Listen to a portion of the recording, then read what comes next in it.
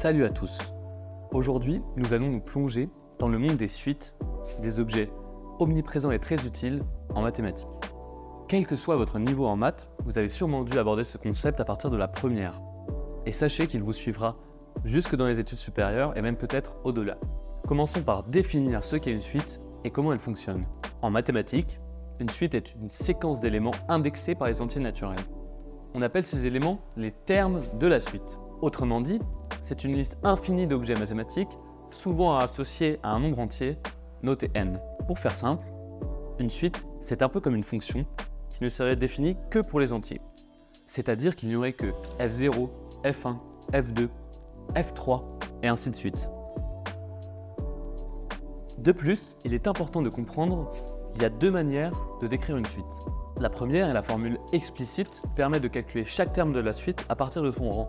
Concrètement, quel que soit n, on peut calculer un en fonction de n.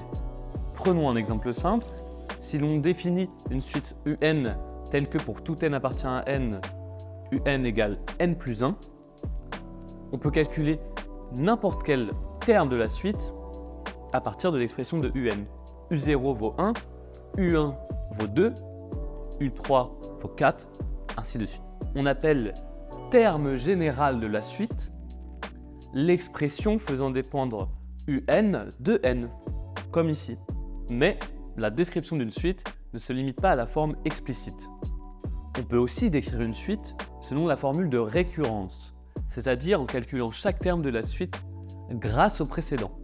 A noter que dans le terme récurrence, on entend le terme récurrent qui désigne quelque chose qui se répète.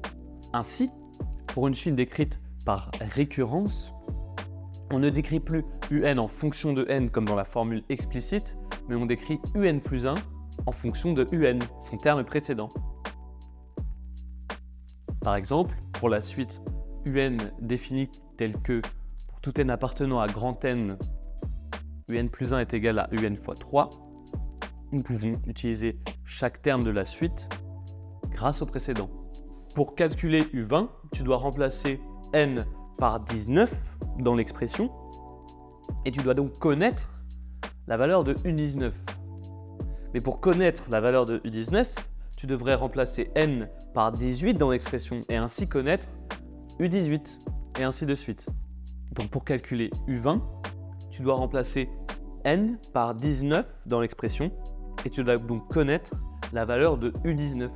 Or, pour connaître la valeur de u19, tu dois aussi remplacer n non plus par 19 mais par 18 dans l'expression et connaître la valeur de u18 cette fois-ci. Tu dois donc connaître toutes les valeurs précédentes jusqu'à u0. En l'occurrence, u0 ici vaut 1. C'est pourquoi il est important de définir le premier terme de la suite. Ici, il est important de dire que u0 vaut 1. Mais vous devez vous demander s'il n'existe pas un pont entre ces deux façons de décrire une suite afin de maximiser l'utilité de celle-ci. Nous allons voir qu'il existe des types de suites usuelles qui permettent notamment de passer d'une façon de les décrire à une autre. Les deux formes de suites les plus courantes sont les suites arithmétiques et géométriques. Les suites arithmétiques sont caractérisées par une différence constante entre chaque terme. Cette différence constante est appelée la raison. Par exemple, la suite un définie telle que un plus 1 égale un plus 3 est une suite arithmétique de raison 3. Si l'on sait qu'une suite est arithmétique, alors on connaît son terme général. Ici, vous en avez un exemple. Un égale u0 plus n fois la raison. En l'occurrence, la raison est 3. Parce qu'en fait, on factorise la somme de toutes les raisons nécessaires pour arriver jusqu'à un. A noter qu'on nomme souvent R la raison de suite arithmétique. Les suites géométriques sont quant à elles définies par un rapport constant entre chaque terme. Ce rapport se nomme aussi la raison de la suite et est souvent noté Q dans le cas des suites géométriques. Par exemple, la suite définie telle que un plus 1 est égal à un fois 4, ici, est géométrique de raison 4. Le terme géométrique d'une suite est le suivant. Un égale u0 fois q puissance n, avec q la raison de la suite. En l'occurrence, la raison ici est 4. On factorise 4 et donc on a bien v0 fois 4 puissance n. Voici un tableau résumant mon propos. Je t'invite à l'enregistrer pour t'en souvenir.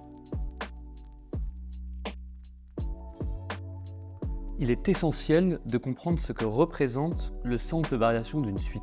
Le sens de variation d'une suite indique comment les termes évoluent au fur et à mesure que l'indice n augmente. Une suite peut être croissante, décroissante, constante, et elle peut aussi ne pas avoir de sens de variation clair. Par ailleurs, il est important de bien comprendre qu'une suite qui est toujours positive ou toujours négative n'est pas forcément croissante ou décroissante.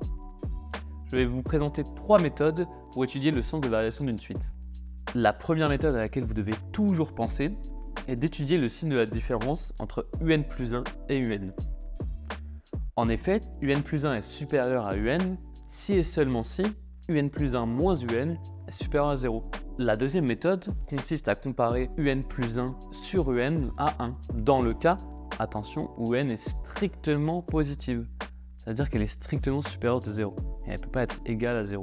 En effet, cette fois, au lieu de soustraire un des deux côtés de l'inéquation, on divise par un des deux côtés de l'inéquation. On se retrouve donc avec un plus 1 sur n strictement supérieur à 1. La dernière méthode concerne toutes les suites définies telles que pour tout n appartenant à n, un est égal à f de n. Ici, les variations de la suite sont égales aux variations de la fonction f. Il faut donc étudier les variations de f pour connaître les variations de un, et cela se fait par l'étude de la dérivée de f. Ainsi, la suite est croissante si et seulement si pour tout n appartenant à n, un plus 1 est strictement supérieur à un. Donc, la suite est croissante strictement si et seulement si f de n plus 1 est strictement supérieur à f de n.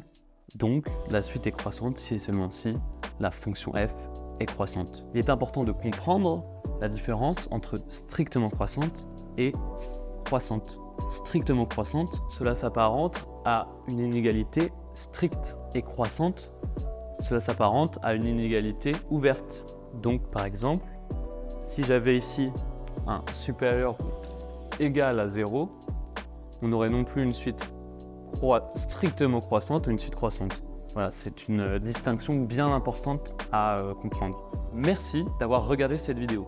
J'espère qu'elle vous a plu et que ces méthodes vous ont éclairé et vous serviront. N'hésitez pas à vous abonner et à laisser un commentaire pour soutenir notre travail. À la prochaine pour une nouvelle vidéo sur la chaîne d'Edmond.